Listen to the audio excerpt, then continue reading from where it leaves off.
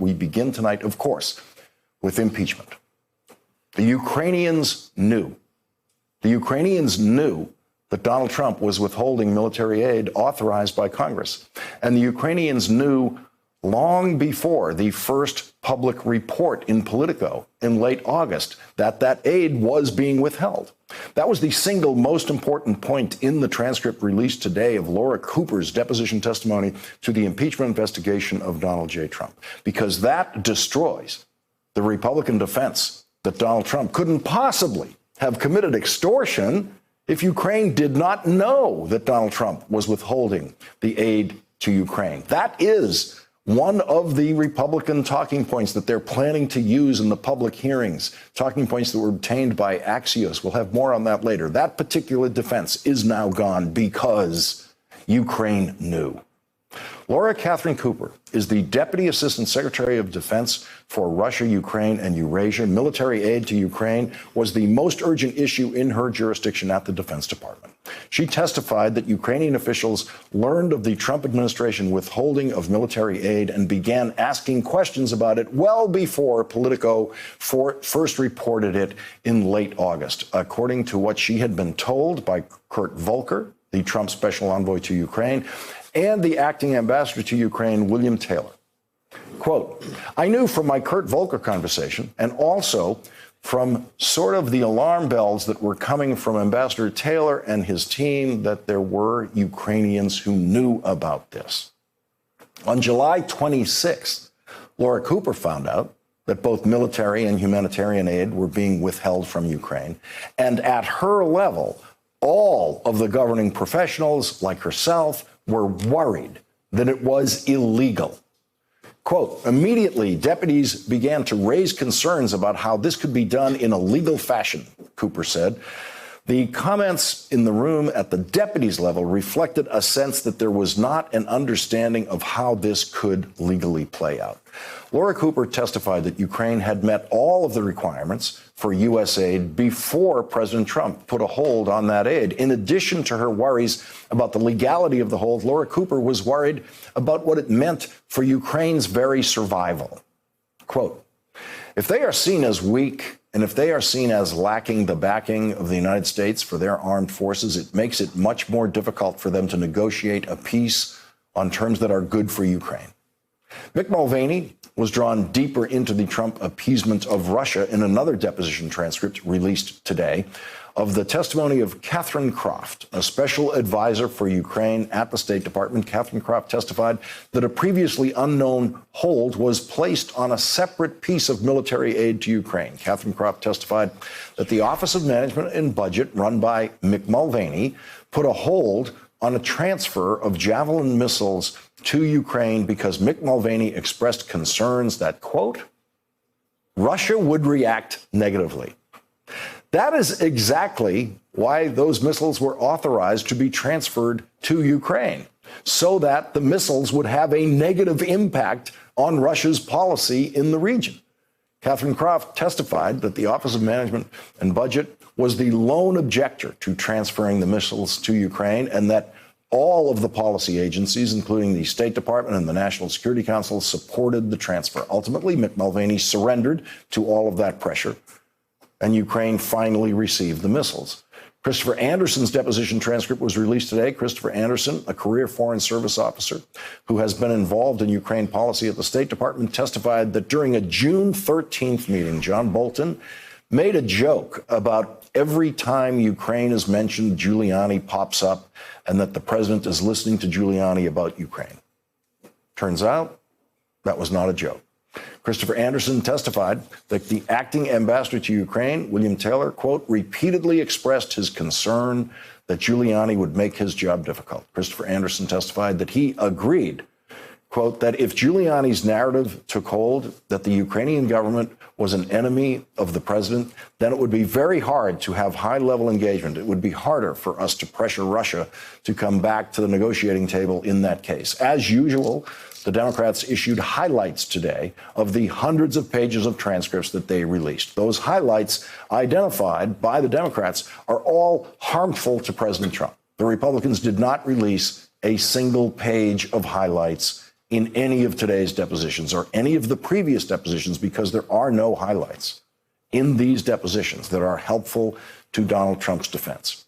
Republicans were in every one of these depositions. Republican Jim Jordan was in each of the depositions that were released today, and he did not make one helpful point to the defense of Donald Trump in those depositions. There is no evidence in these depositions of why Republicans decided to remove one of their members from the Intelligence Committee so that they could give that seat to Jim Jordan, so that he will be the star inquisitor for the Republicans in the public hearings this week held by the Intelligence Committee. Jim Jordan was able to be in the depositions because those depositions allowed 3 committees to be present, including the Oversight and Reform Committee, and Jim Jordan is already a member of that committee.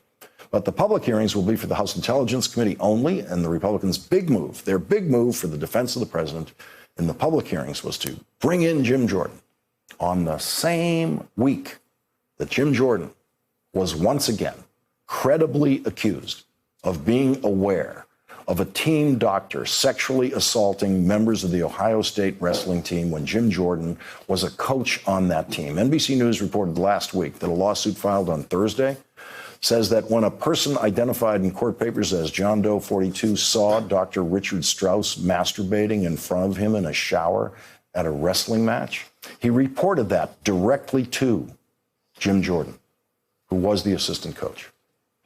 Yeah, that's Strauss, Jordan. And then head coach Rush Hellickson replied, according to the lawsuit. If that claim in that lawsuit is proven true, then Donald Trump would not be the first sexual assaulter who Jim Jordan has protected. Leading off our discussion tonight, our Democratic Congressman John Sarbanes of Maryland. He's a member of the House Oversight Committee and has attended several of these impeachment investigation depositions. Also with us, John Heilemann, National Affairs Analyst for NBC News and MSNBC. He is co-host and executive producer of Showtime's The Circus. And Evelyn Farkas, former Deputy Assistant Secretary of Defense in the Obama administration, a former staff member of the House Foreign Affairs Committee, is with us. She is an MSNBC national security analyst. And Congressman Sarbanes, I wanted to get your reaction to the revelations in the depositions today, especially to this point, that the Ukrainians knew. They knew that this aid was being withheld, and they knew it long before it became public. Well, Lawrence, thanks for having me on today. I think we were pretty confident, just based on the overall testimony that was coming forward over the last few weeks, that it would become clear that the Ukrainians were aware of this hold having been placed. Now you have a direct corroborating testimony to that, and it puts a lie to the Republican defense that somehow the quid pro quo wasn't there because there wasn't Ukrainian knowledge that there was a quid pro quo. They knew exactly what was being done to them. It was a breathtaking abuse of power on the part of the administration to tie this security assistance to a promise that they would investigate, the Ukrainians would investigate a political rival of the president. That's all becoming clear. It'll be much more clear this week, I think, to the broad public when we get the testimony from these 3 diplomats. These are very professional people. The testimony they've delivered in closed session was very compelling, and I think you'll see that have a real impact in terms of the public getting an opportunity now to hear directly from these witnesses. John Heilemann, we're going to discuss later in this hour what the Republicans have planned for the public hearings. Yeah. But the big it's compelling. The big public move is Jim Jordan moves up to the center spot here in the Intelligence Committee hearings. Yes, and look, it signals as clearly as could be that Republicans will not fight this fight on the facts. They will not fight this fight in any other way than rhetorically and through demonization of these witnesses and trying to impugn their characters, impugn their motives. They think this is a political firefight and that they are bringing in one of their political firefighters with a big rhetorical flamethrower to fight the fight. And I think, all we have seen, Lawrence, over these last weeks is an increasingly clear, vivid, undeniable picture of what actually happened here. And I think Republicans are as pernicious as they are in many cases, as pathological in their lives as they are. They're not stupid, and they've recognized, I think, at this point, that there is no argument to be made on the merits. The only argument now to be made is going to be. Yes, there was a quid pro quo, but it wasn't maybe like a totally bad quid pro quo. It's a small quid pro quo, not a big one. And hey, these guys are all terrible people who are testifying against Donald Trump.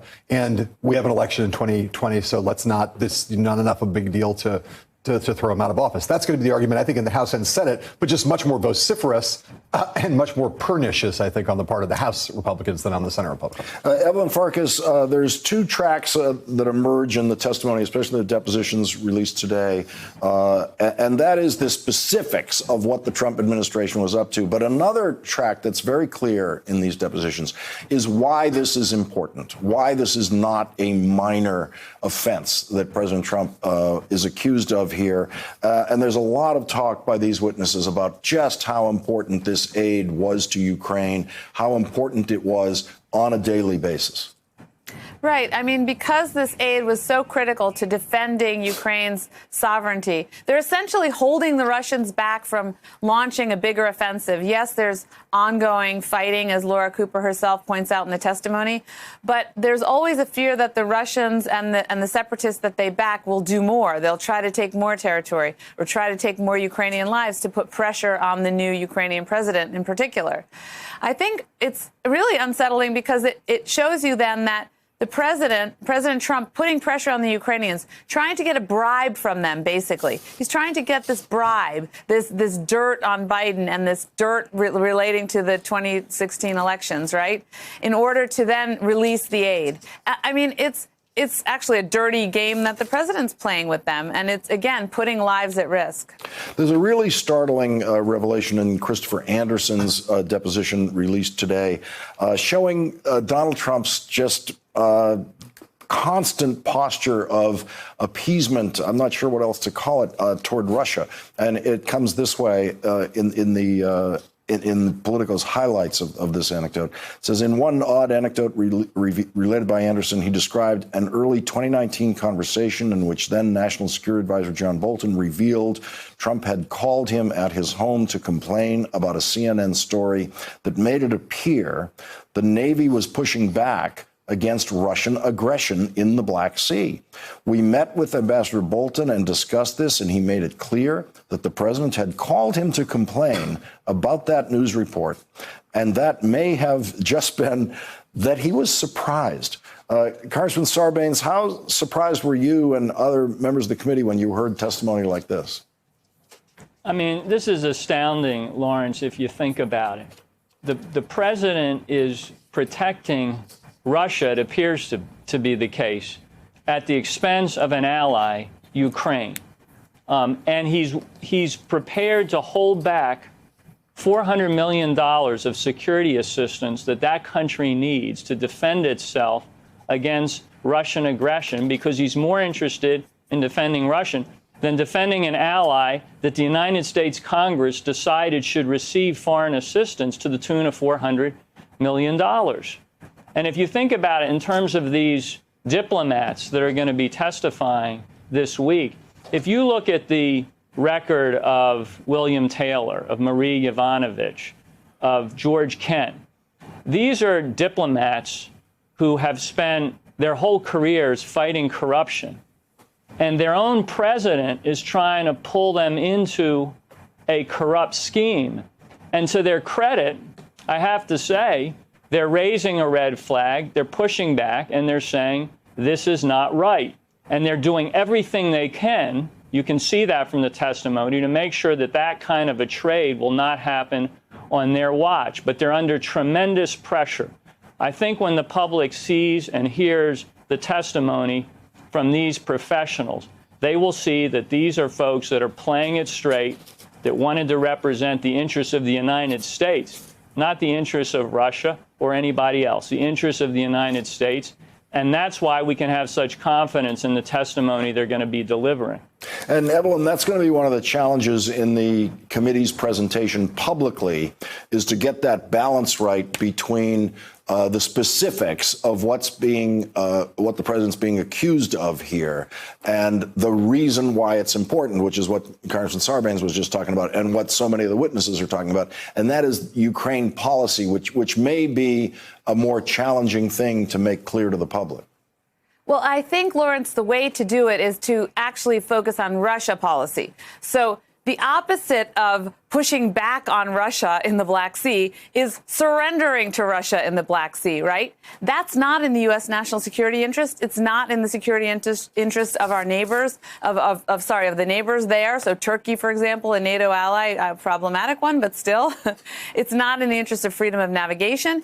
If you surrender to Russia on any of these items, you will see Russia pushing further. And that's not in the U.S. national security interest because Russia has violated international law. They have broken the taboo on changing borders using military force. There are other leaders in other countries who would like to do the same, starting in Europe. So, again, it is in the national security interest of the United States to stop Russia so that we don't have other wars breaking out. John. I tell you, with due respect to Congressman Sarbanes and with due respect to Politico says this is an odd anecdote. Yeah. And the congressman says it's astounding. It's appalling. It's not astounding and it's not odd because there has not been a single instance in the course of 3 years of Donald Trump's administration where he has ever not acted when the chips were down and when a choice had to be made, where he's ever not acted in the interests of Russia. He's often defends Russia. This is his pattern. The pattern is, in circumstance, of course he was upset about pushing back against Russia in the Black Sea. This is, Donald Trump has been acting in Russia's interest in every crucial respect, meta, macro, micro, across the course of 3 years. It's the least surprising thing in the world. It's disgusting, but it's not astounding. Congressman Sarbanes, you've been invoked here. A quick last word. I think we might have a semantic disagreement here at best. Go ahead, Congressman. Well, look, I certainly agree with John on that it is disgusting. But he's not just acting in Russia's interest. He's always acting in Donald Trump's personal political interest. And that's why this is an abuse of his power. It's a betrayal of his oath of office.